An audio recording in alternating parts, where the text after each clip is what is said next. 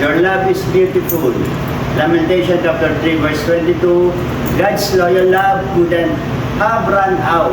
His merciful love couldn't have dried up. Okay, so God's love doesn't change.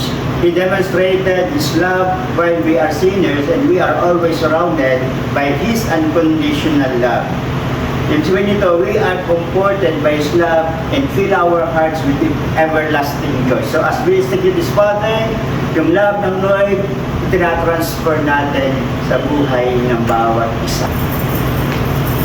1, 2, 3, 4, 5, 6, 7, 8, 9, 10, 11, 12, 13, 14, 15, 16. 1, 2, 3, 4, 5, 6, 7, 8, 9, 10, 11, 12, 13, 14, 15, 16.